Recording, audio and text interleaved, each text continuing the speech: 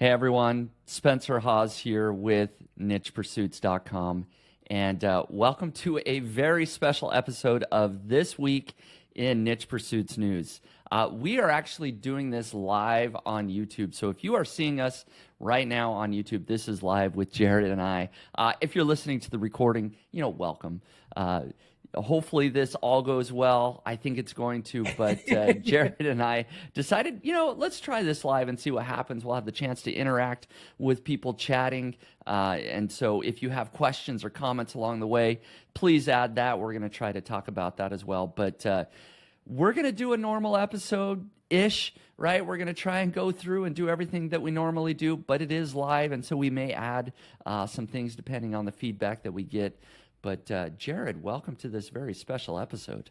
I've got a little bit of nerves here, live. I think we have a good cadence, a good system, but we are always pre-recording. And I have said when I'm hosting, because right now you're the host really, so you're the one managing the screens, you're the one handling all that. When it's my turn to do that, it's a lot to share screens and balance the agenda and stuff. And so this is an added element, so bear with us. I'm going to try to monitor some chat here, but that's going to be on a different screen. I got a lot going on. You got a lot going on, but I think it's going to be really fun. I think it'll add a new component to it.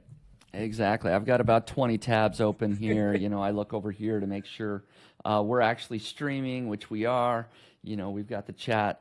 So it's going to be a lot of fun. But let's jump into it. I mean, we've got our normal segments. We've got This Week in Niche Pursuits News. We've got a few really interesting news topics that have happened this week. And then, of course, we're going to talk about our shiny object shenanigans, a couple of side projects that we've been working on lately. And then finally, we're going to wrap it up with our one weird niche, where each of us share a weird niche site. So first, to the news. Before we jump into the podcast, I wanted to let you know that today's episode is sponsored by Search Intelligence. Here's a short clip of Ferry from Search Intelligence showing you how their agency built digital PR links to a client's website. High-tier backlinks in publications such as Daily Post, MSN, Birmingham Mail, and many more. Let me show you how we've done it.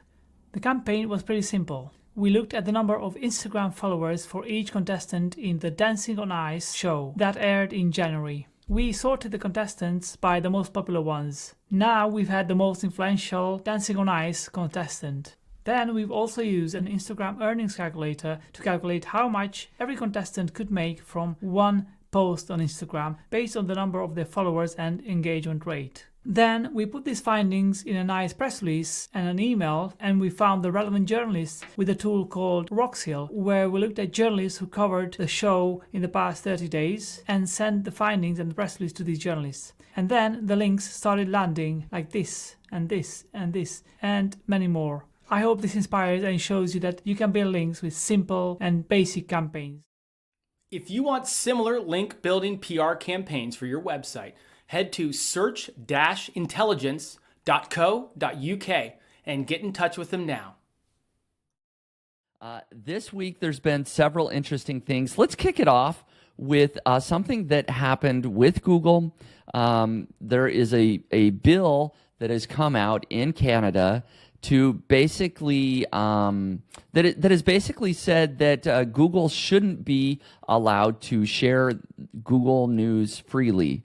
If I'm essentially saying that correct. So if I just share my screen here, we've got just this article of Google's reaction to that bill that came out. That basically, Canada is saying that, hey, they are going to charge people to share links, namely Google. Google's going to be charged by journalists to basically share their news in their index, in Google News products, and in Google Discover. And basically Google is saying that, hey, if we're going to be charged to basically display your news links, we're not going to display your news links.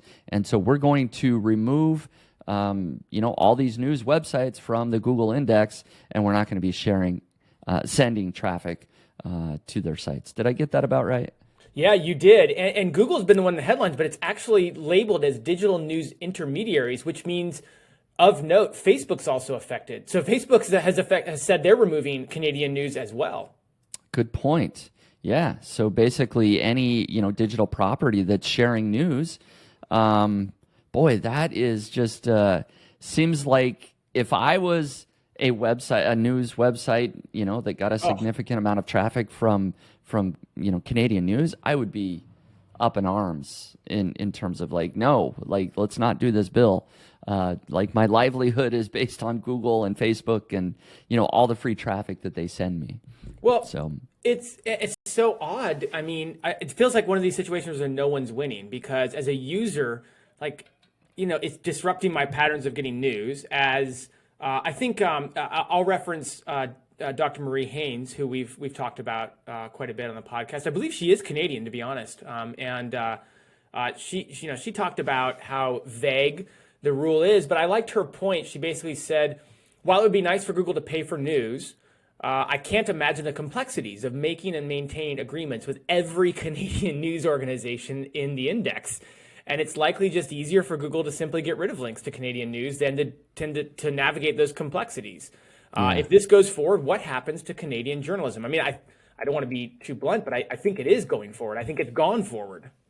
yeah, it's got to be rough, for and where do they draw the line, right? In terms of determining, okay, even if your site wasn't a news website, sometimes you might have been getting traffic from Google News, or I know it mentions Google Discover, right, and other places. And so we've got a live comment here. She knows SEO, which I think is Nina Clapperton. It is, yeah. Nina, okay.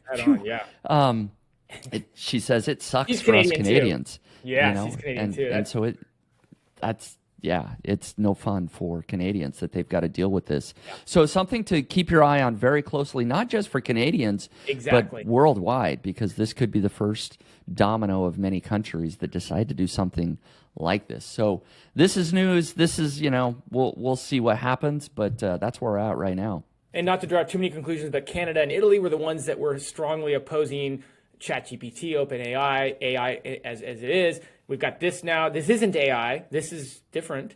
But Canada versus kind of Google and these kind of things, like where does this go? Where does this go? So anyways, yeah, so much to see it unravel in other countries as we go here. Yeah. So so here we go. Let's try to move on to our next subject. We've got several, and so I'm trying to hit them pretty quick here.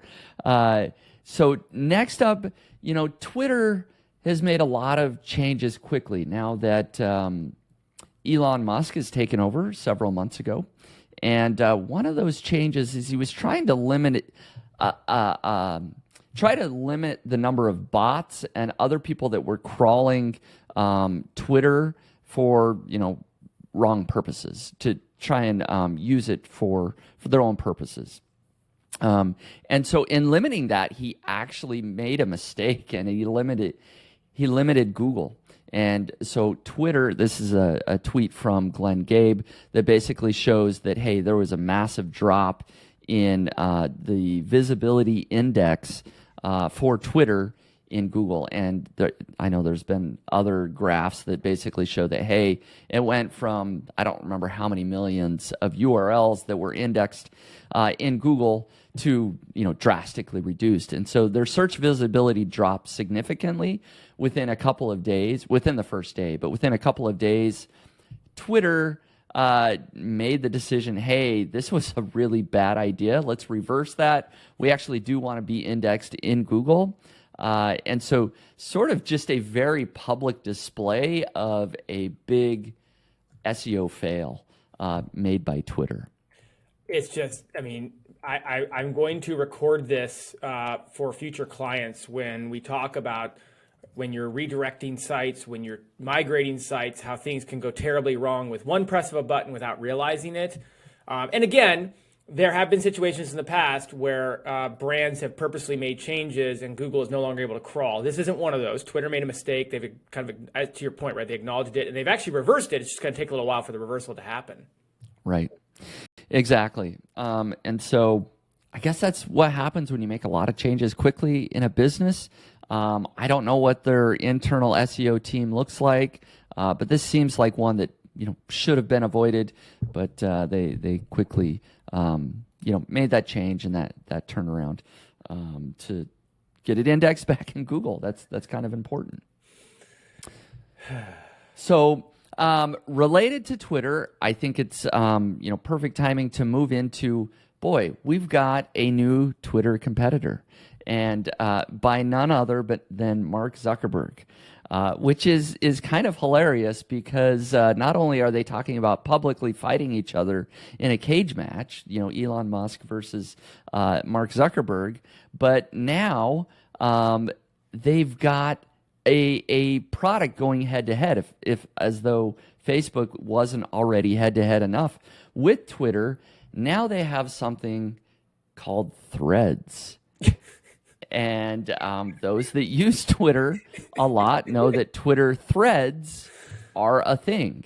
You make Twitter Threads. And so the fact that Mark Zuckerberg is calling his Twitter competitor Threads is kind of funny, isn't it? Oh, it's just, this is the stuff we all show up for right here. It really is. I have not gotten my username just yet, but I can see that a lot of people have already signed up. I think it was like 30 million users in the first day. And so that's what happens when you have this huge reach that Instagram and Facebook and, the Meta company have, of course. And so I don't have any commentary on what it's like, what the user experience is like. I don't know if you do, Jared. No, I'm not even sure. I think I have my Threads account synced up. It says I'm number 27,482,015 to join Threads. You were a little slow. Yeah, I was a little behind the 8 ball, but I wasn't the 30th million. I think this is all so good. Let me just quickly walk through this. So Twitter Threads are a thing. And that was a way that people would kind of growth hack Twitter or, work around the parameters of their character limitations by making long form threads. Then one of Elon Musk's moves was to actually open it up and remove the character count for a lot of people. So threads were like not as much of a thing anymore, but threads, and then there's these, people, there's this counterculture to threads, this whole thread thing in Twitter. And then, why not go grab Threads? Now, you made a comment I love, and I want you to get the credit for saying it. So, of course, Zuckerberg is launching Threads. We all know this is such a big name that he chose. And what did he choose for the domain name? It was threads.net. Have you heard of .net in the last 20 years get dropped by a major corporation? I have not. And so threads.com is an active website. It's just so many questions. Why did they pick the .net? They probably tried to get the .com, I have to imagine, but whoever owned it was like, nope, sorry. And maybe the price they named wasn't enough. I don't know what happened exactly. And so, if you go to threads.com, yep. It's another application that's totally unrelated to any of this. It says Threads is a Slack replacement designed for makers. That's their business. So I just have to imagine their direct traffic, their traffic overall is skyrocketing because they own the .com. So it's just kind of funny that, Mark Zuckerberg couldn't lock down the .com. So it's threads.net. But really, it's an app, so maybe they're not too worried about the website. If you just, do Threads in your app store, you're going to get the app. And so there is not a desktop version of it yet, and who knows if there ever will be. I don't know. He's just going for the app first model here, the mobile model of Threads. So I think what we ought to do, and maybe we'll translate this, I think both of us ought to post a thread by next week and talk about how it did next week. We'll have to see if it's worth pursuing, There you go. I think that's what we should do. So we'll leave it at that just because it's so new. We don't know what else is going on there. But in other news, now this is, talk about very niche specific news, right? This is like only news sort of within our industry, but it is kind of sad, to see, but also perhaps tells a story more broadly, and I'd like to touch on that story just a little bit. So just yesterday is when I found out, and maybe this is when it happened, but niche website builders rebranded to MakeLemonade.agency. That happened just very recently. But they have just yesterday gone under what's called administration. They are a UK-based organization, and going under administration, maybe I'll let you explain what that is, but essentially the business is going under, and there are administrators involved in helping work out all the issues. And so let me maybe just share my screen here so people can see this. And this has now been shared publicly by the founders of this organization. Basically, if you go to Make Lemonade, you can see this important notice on their website that it's gone under. There's joint administrators that are going to take the business and affairs of the company are now being managed by the joint administrators, yada, yada, yada. So basically, a third-party administration has taken over operations of the company, and essentially the company is no more. I will jump into that just a little bit more, but Jared, I know you did a little bit of research on what that means exactly for a company to be under administration.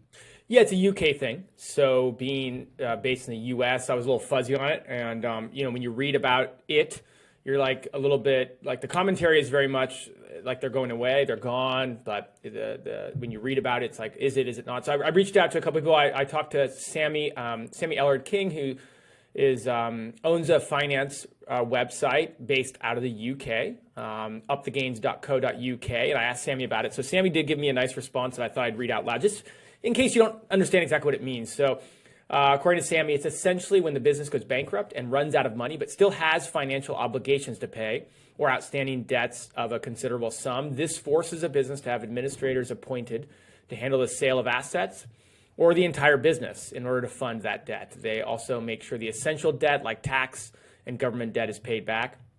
During this time, if the company raises enough money, they can come out of administration, but they can't trade, whatever that means. You'll also be protected from legal action by other people, organizations who are owed money, i.e. creditors. Nobody can apply to wind up your company during administration, and administration can mean your company doesn't have to pay all of its debts in full, but your company can still be wound up. It sounds a bit like different types of bankruptcy here in the United States, and it typically, for small businesses, ends with the company going under, but there is apparently some opportunity for that to not happen if a couple things line up. Mm-hmm. Yeah, exactly. That's what it sounded like to me. So essentially, the company has a lot of financial debt obligations, whatever that is, that they've been unable to pay that, and there's just it's a financial mess. Is basically, the company has not done well, and so.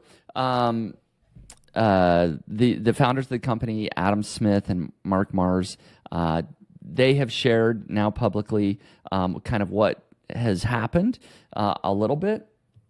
And this is the broader story overall of the industry.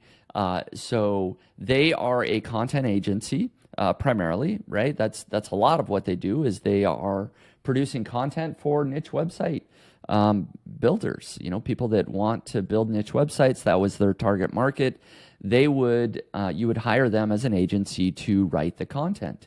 They did other things like link building and pre-made niche websites, and I think a couple other things, but a lot of it was surrounding content. And what Adam shared is essentially that AI and ChatGPT-4 came in and over time slowly he didn't say slowly. He actually says quickly overtook their business, and they were taken by surprise at how much their business dropped. And so they have well over 100 employees, and so they have salary obligations, and I don't know what other financial obligations they have, but clearly there's a lot of debt involved, or else the company would not go into administration. They would just scale down their team. So there's a lot of financial obligations going on, but they no longer had revenue because AI has taken over. So this is a case of AI basically crushing an agency. So people are starting to use artificial intelligence to write their content instead of, Make Lemonade, the company. And so, I have to sort of think, in my view, that there's different levels and different types of content agencies, right? There's quality levels, there's service levels. What do they do? What sort of content do they provide? And I just have to think that, hey, if you're kind of at this lower level tier of content quality, right? Like cheaper content, like AI is now as good or better than this really cheap content that you used to be able to get. And so that's kind of where niche website builders Make Lemonade resided, was at this lower tier content. And so unfortunately, like that's kind of what is happening broadly in the industry, is like if you live there, like AI can write as good as your agency could previously. So not fun for them to go through, but I thought it was worth sharing here because I've mentioned them. I used them years ago on Niche Site Project 4. I used them a little bit. So it's been 3 or 4 years since I've used them, but I have used them and mentioned them in the past. So I thought it was worth mentioning what happened here. I mean, I've been through this before. I watched the industry that I used to be a part of, the photography industry, go through some of this with the onset of the digital camera. And you're right. And this is what's going to happen here, is it's going to gut the lower end of the market. If you were a photographer that just showed up every day and you were better than bad, I'm not saying that's what Niche Website Builders was, by the way, but again, looking at price points, looking at content as a delivery vehicle without all the other things on top of it, is a like you said, a lower end product in this broad niche that we live in, and it's harder to compete now when you have other things to compete against that. And I run an agency, full disclosure, and so we don't consider ourselves to be a content agency, but we write content, we build links, we do a lot of these things. And to your point, the approach we've always taken, and thankfully it's maintained well through the first early stages of AI, is the strategy is the most important thing we deliver. And whether you want to write your content or have us write it is secondary to the overarching strategy. And that's what we typically will get hired for. And I think that is different, like you talked about, like there's levels and stuff. And so the strategy is right now, at least, still very vital. But if you're just hiring someone to write an article, you're going to have to find a way as that agency to differentiate yourself in this ever-increasing AI world, and this ever-increasing world where it's a bit of a race to the bottom. Yeah. So maybe we'll leave it at that, but wanted to bring it up and let everybody know what we're seeing in the news, just yesterday with their company. So if you're wondering what happened to them, it looks like that's the story, that's what's happened, and that's why things changed there. So, all right, so I think that's it for the news at this point. We're going to move into our shiny object shenanigans, but before we do, we are actually going to talk about podcast reviews. So last week I gave a shout out, said, hey, if you could go over to Apple Podcasts and leave a review for the Niche Pursuits podcast, maybe I'll read that on the show. We got several reviews. And so I am excited I'm going to read a couple because there was actually 2 that were really good and I think are worth reading. So I will just preface this again by saying that, hey, if you leave a review, whatever you're doing right now, pull up your phone, go over to Apple Podcasts, because that's where I'm going to be checking the reviews, is actually go ahead and not just give it a star rating, but actually write a review. And if you drop your website in there, I'll read it potentially here on the show. And read in your website, read in your name. So I'm going to do that now. So the first one here from Paul Burkhart. He says, so informative, 5-star review. I never miss any of their podcasts. Not only do they give you the most up-to-date information on what's going on in the search engine world, but they say it and present it in a very easy to understand way, unlike some other more technical podcasts.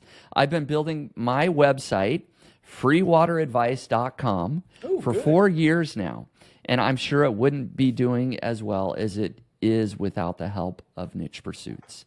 So again, freewateradvice.com if people want to check that out. My newest client at the agency is a beverage service, is a water service. Ah, very cool. So thank you, Paul Burkhart, for the review. Thank you for the kind words. Really appreciate that. And I will do one more. Let me make sure I got the right one here. We're a little biased here. I'm going to guess you haven't actually said it, but you're probably only going to read 5-star reviews, right? So if you want to leave a 3-star review, don't think you're getting read on it. Yeah. Don't even act like you're going to be getting that one. Maybe this is the one. I think this is the one. There was a few, and I think this is the one that I clicked on. So another 5-star review. No surprise there. But let's see. I don't know if he spells out his name. I just got his username. Hands Mast. My favorite podcast. I listen to a bunch of podcasts around the genre, SEO, online businesses, marketing, etc. And Niche Pursuits is by far my favorite. It's set to auto-download episodes and add to top of my current playlist. I've received so much inspiration and value from hearing from the well-interviewed guest. Here's my favorite part. Please mention my niche site, Coffee Credible, so hundreds of people do a brand search on Google to boost my SEO. Yes. Thanks. So again, that's Coffee Credible. Go ahead and do that brand search for Coffee Credible. He does not want you to search .com because that's direct. He wants the brand search. He wants the brand search. And here's his caveat in parentheses. Please don't steal my keywords. Hey, it's open forum at that point. So don't steal his keywords, but go search Coffee Credible. Thank you for the reviews so much. And we did receive a few others. So if you're listening right now, pull up your app, go over to Apple Podcasts, leave a 5-star review if you think it's 5 stars, and write out a note there, and potentially I will read in your website on the next episode. I just realized I did an interview this week for our Wednesday interview sessions, right? Every Wednesday we release an interview with an expert. And I did one this week, and I forgot to mention the reviewing, so... Dang it. That's okay. It's a new habit for me. Maybe we'll get it so it's every week. But we'll see if we can teach an old dog a new trick here. That's right. Shiny object shenanigans. And Jared, I'm going to let you go first to kind of share what you've been working on, and then I'll jump in here second. I wanted to let you know that today's episode is sponsored by Search Intelligence. Here's a short clip of Ferry from Search Intelligence showing you how their agency built digital PR links to a client's website. This is how we landed massive links for our client in The Sun, a DR90 website, and many other UK news websites. We have used freely available data from YouGov to simply find out what the nation's favorite car brand is and which brands people love the most. Of course, Rolls-Royce came out on top, Aston Martin second, and Jaguar third. We put these insights in a short email and sent it to journalists that write about cars and to national news desks on behalf of our client. Within a few days, our client got featured in all the Suns, as well as many regional newspaper sites in the UK, gaining DR90 links to their leasing comparison website. YouGov website is full of unlimited PR stories with data already available for free. All you have to do is to start researching their data and start asking the data questions. You will be surprised of the unlimited PR campaigns that you will find there that can help you build massive exposure and links to your or your clients' websites. I hope this video is helpful and inspirational. If you want similar link building PR campaigns for your website, head to search-intelligence.co.uk and get in touch with them now. All right, well, let's just give a recap. I'm back from vacation for a couple weeks, so my efforts in the shiny object shenanigan world have been a bit muted. So I thought I'd give a kind of a roll-up about the different things I've touched on since we started this Friday shiny object shenanigan share. It's a lot of S's there, I just realized. A couple things. So first, I haven't talked for a couple weeks about the summer YouTube project I'm doing with my wife. A couple things here. I actually wanted to ask you a question, and since it's just us, Spencer, I figured I'd ask you right here. But so we have uncovered that it's a super gray area when it comes to reading books aloud as it relates to copyright. Now you can reach out to the author, and if you get permission, you're totally clear. Whether or not you should or shouldn't without that direct permission is gray. Now, my understanding from talking to you is that if you get any sort of copyright issues, it's just an unmonetized sort of situation on YouTube. And I remember you had that copyright issue. Is that your understanding of it? Because if that's the case, we're pretty sure we're going to move forward with the project and try to work with publishers directly. But if in the odd situation where we don't, and the video just ends up being unmonetized, it's not, it's not the end of the world. That just happens. Yeah, that is my understanding, and I've had that happen on 2 different channels where there has been copyrighted material, music or other clips, and the video stays up. You still, people could still watch it, but it is demonetized. Either the entire video, or sometimes just you can clip out a segment if it's just like 10 seconds, you can. Yeah. Clip that out and you'll be fine. But yeah, they just demonetize the video.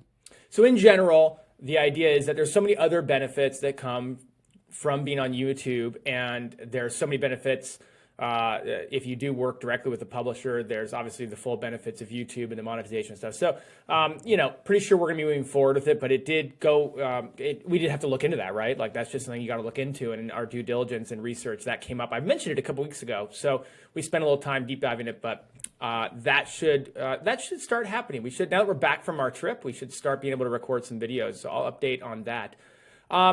Weekend growth, which was kind of my first shiny object. I think that was what we started with here when we first started this segment. I wanted to get to 1,000 subscribers on a newsletter within 3 months. Did that, and since haven't really talked much about it. Well, that has carried on. And in June, I kind of almost accidentally, in many ways. So in June, would you believe, guess how much money the Weekend Growth brand earned during the month of June?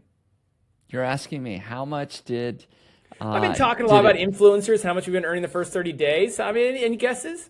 $1,000? It's in our show notes. You could look if you wanted. The answer's right there. Proof you don't read some of the agenda items. So in June, it broke $3,000 in revenue. Holy cow. Look at you. That's there are a variety of things. No one thing stood out. But again, I just thought I'm not going to recount all the things that I've done on that newsletter. If you want to go back and listen to previous episodes and kind of see the steps I was taking. But I mean, we're 4 or 5 months in on that project, and now it's making $3,000 a month with very little, planning and effort to it. There is a weekly email that goes out and the things associated with that, but $3,000 a month.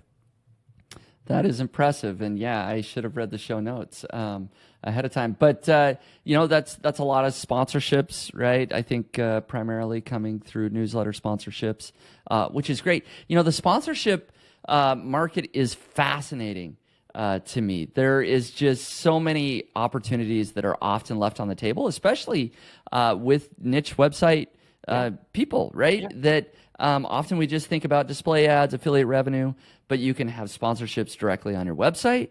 And if you have an email list, which you should be building an email list, even if it's small, it's okay. 500 people, yeah, right? People will pay sponsorship, and so.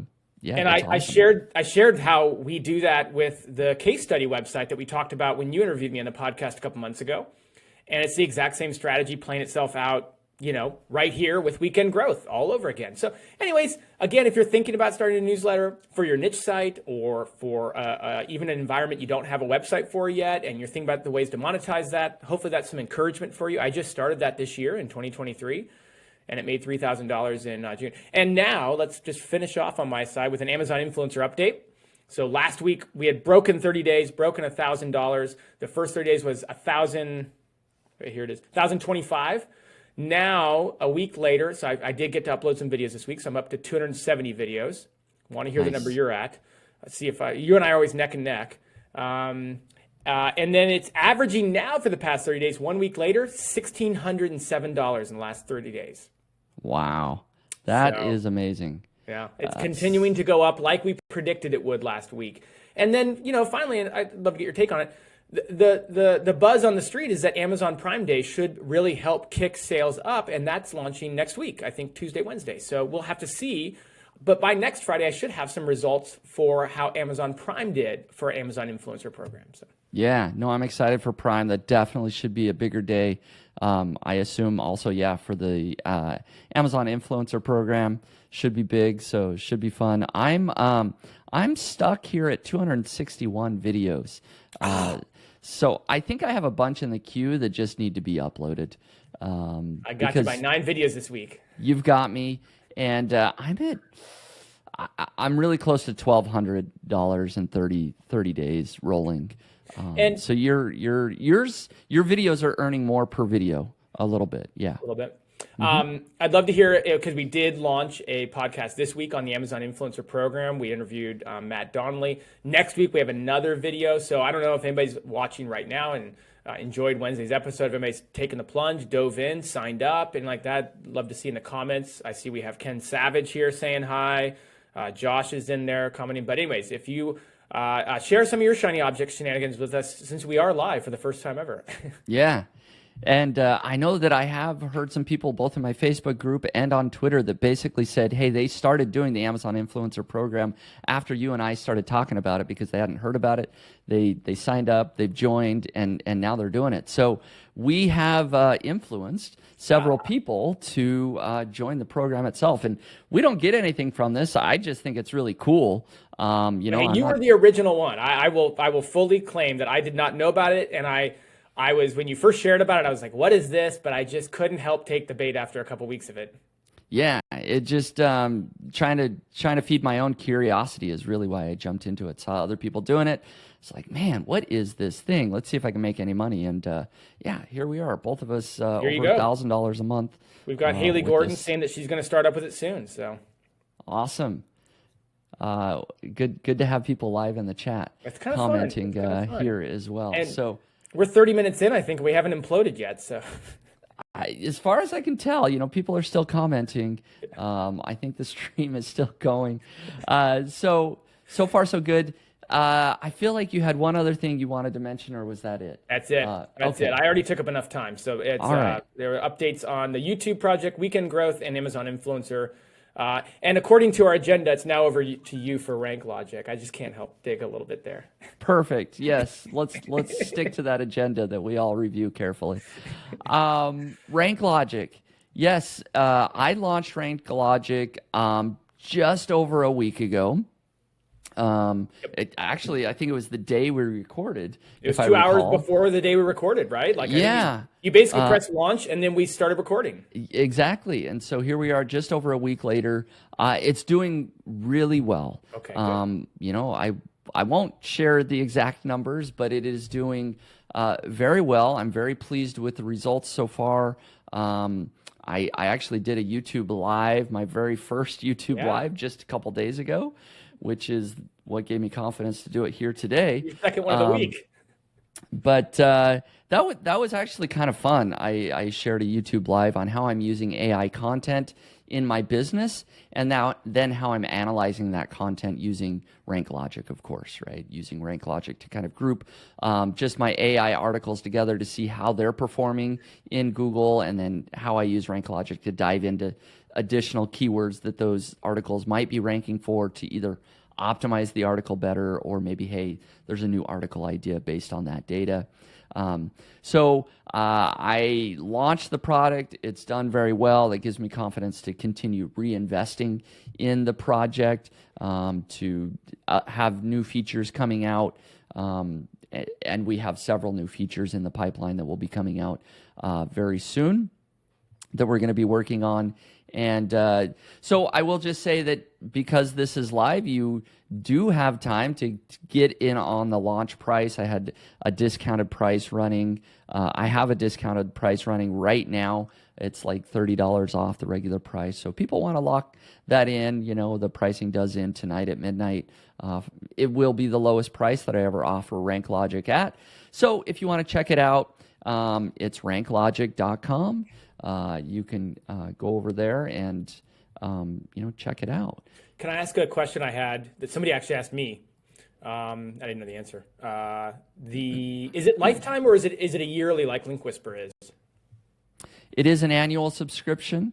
So it's a yearly renewing subscription. And so if you go in now and get that discounted price, you're locked in at that lower subscription for as long as you have an active subscription. And that's what I was going to bring up. So you're kind of locking in that price forever if you want, but exactly. You're not going to get that on Black Friday or something. Exactly. You're not going to get that any other time. It's really just the launch period, and of course, there's whole strategies behind that. You know why I do that. It's just it's all very true. This is really what I'm doing, but it does give people that extra little edge, that push to, like, if they're on the fence, they're like, yeah, I'll do it because if this, it's going to be the lowest price I ever pay, and so it gives that extra little reason to help somebody make a decision. Early adopters, you got to make sure to take care of them. Yep, absolutely. Good, congratulations. Thank you. So that's what I've been working on. Is that YouTube Live? I'm guessing it was recorded and it's on the Niche Pursuits channel. Because I want to see how you're using AI. Frankly, I didn't know that's part of what you're talking about. Yep, it is on the Niche Pursuits channel.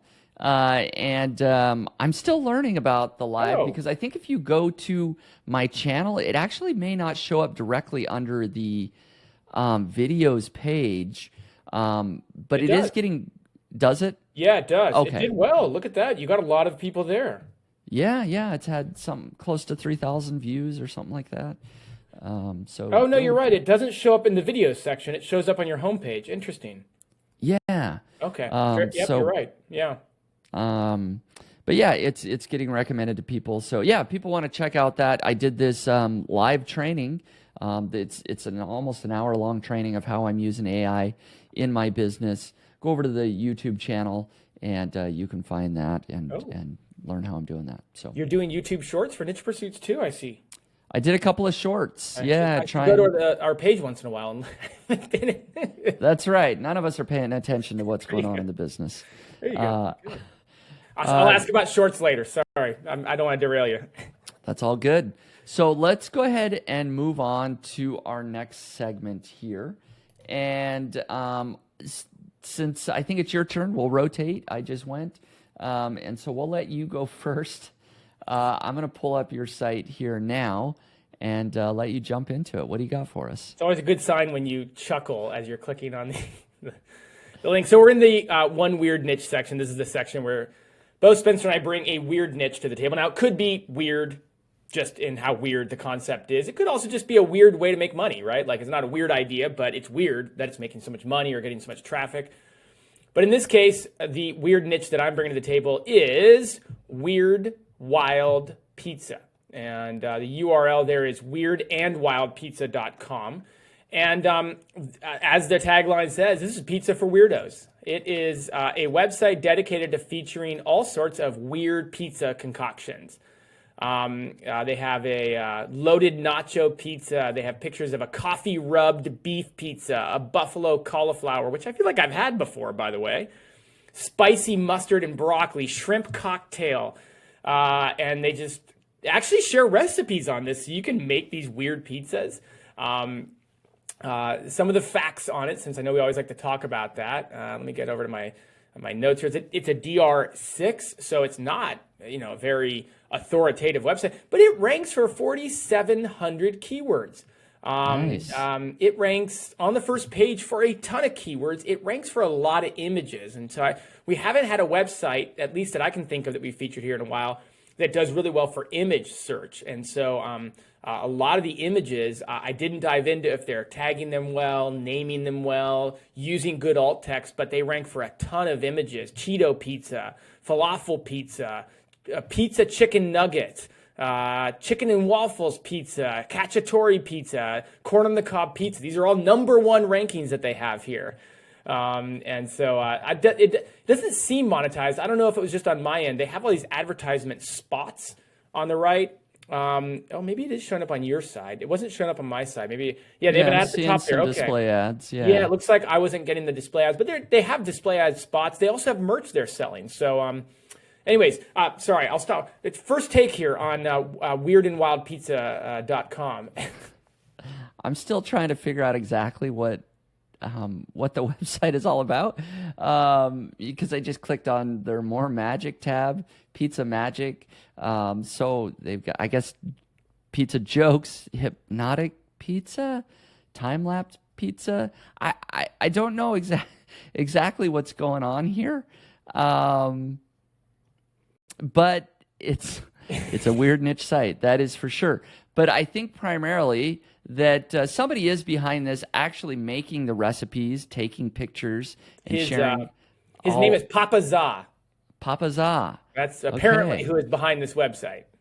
Because this does look like original pictures, and it Yeah. does look like, right? So this is a recipe website. It's a pizza recipe website, but they've got a lot of other stuff like the magic and He's the on shop. Instagram. He has a Patreon page. Oh my goodness, Spencer.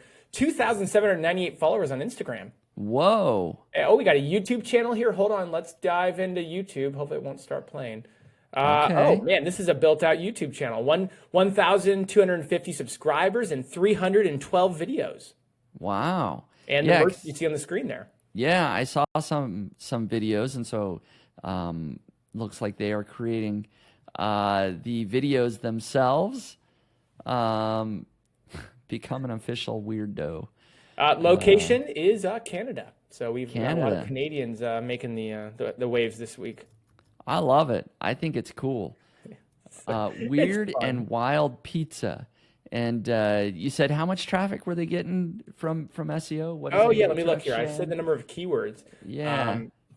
I got logged out, of course. I'll pop it up here in a second. One thing I wanted to mention, though, is just, man, oh, man, again, as we see so often, it just feels like under-monetized, you know? It feels like there's so much that they could be doing with monetization that they aren't doing, you know, and leaving on the table.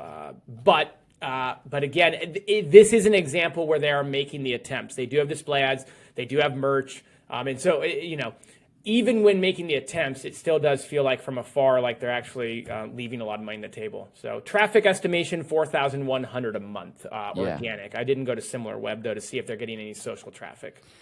Right, exactly. That was my thought, is that, yeah, maybe they could dial in the monetization a little bit, but then just scale. I mean, I don't know how you scale this further, but there's got to be a lot of search traffic for pizza and different pizza things. So they might just need to dial in their SEO optimization a little bit better. Steph Morgan just commented that she's actually making pizza dough right now as we speak, or she whipped up some dough for pizza tomorrow. So apropos, and if maybe this will get people thinking about the weekend and what they want to cook this weekend. You know, that's a good idea. We've got I'm watching my brother's kids this weekend, and so maybe we'll do some fun pizza. Maybe we'll pick a wild. I don't know about this pepperoni stack that I'm looking like heartburn happening right there. But maybe we'll find something fun for kids that we can make. So there you go. Weirdandwildpizza.com. Kind of fun. I think that, I mean, there's certainly a market here, you know, like I said, if they can dial in the keywords they're ranking for and scale, maybe they could be making a lot more money, but cool concept for sure. All right. What you got for us today? All right. So my weird niche site is, okay, here we go. The site was down when we hit record, and now it's finally up. So thank goodness. So this one is quite well known, I think, but I don't visit it a lot. It is knowyourmeme.com. And so Know Your Meme is basically a meme wiki that anybody can add their meme and describe what it is. It's sort of this huge database of just every meme ever on the internet. And so it's just a fun, I have no idea what we're going to see when I pull this up. It's just every meme that exists on the internet. But it's fascinating to see how much traffic they are getting here. So if I share the Ahrefs screenshot for knowyourmeme.com, you can see that they are a DR of 85. They rank for 3.9 million keywords, and they have organic traffic of about 8.2 million. So almost 10 million visitors a month coming from organic sources. Overall, right, they're probably getting, double or triple that, call it 20 to 30 million visitors a month. So this is a huge, huge website. And let's see, the type of keywords that they're ranking for: Giga Chad, Lego piece, 32557, Let's Go Brandon, Floppa, all of these, every meme that you could think of, they are potentially ranking for. And so if we just kind of scroll around their website a lot, you can see it's plastered with display ads. I was going to try and find, different sections. Boy, they've got forums, images, videos. What are the episodes? So, Spencer, I actually have some information for you from the source on number of unique users and page views per month. Ooh, let's do it. What do you got? I'll explain how I got this to you in a little bit, but since you referenced it, it actually gets over 50 million page views a month. Whoa, huge. That's amazing. Million page views a month. 50 million. So if people do the math, you can start to figure out, okay, if they're getting an RPM, even if it's pretty low at $5 RPM, right? 50 million, huge. So I can give you even more stats, and we don't normally get this access as kind of data. Again, I will share how I got it, but I'm going to tease you for a bit on it.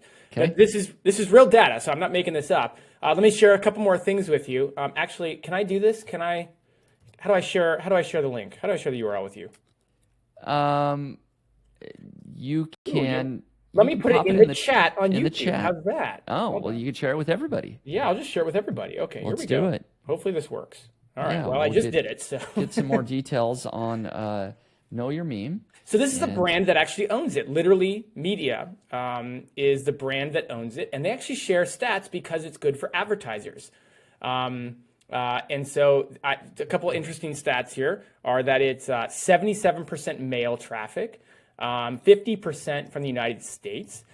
Their average, the biggest demographic of age group is 25 to 34-year-olds, not the 18 to 24 range, which I thought would be higher. So 48% of their traffic is from the 25 to 34-year-olds, and only 32% from 18 to 24-year-olds.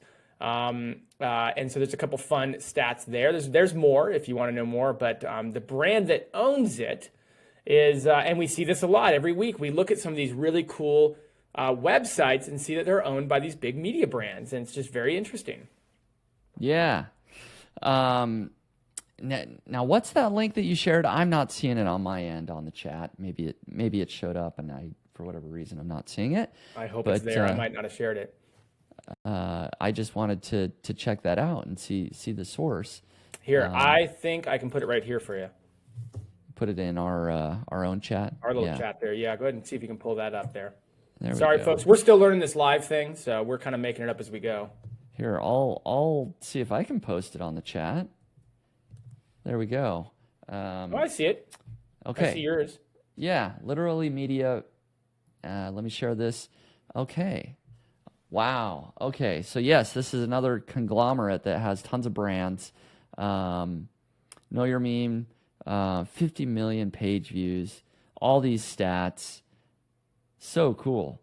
And so some of the other brands, the cheeseburger brand, E-Bombs World, correct.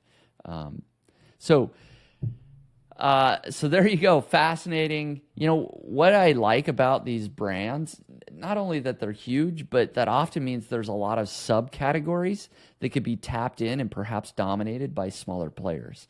So maybe you could go to knowyourmeme.com and find one segment of memes that you just dominate, right? That you just become very well optimized for, whether, cat memes or whatever memes, whatever category that is.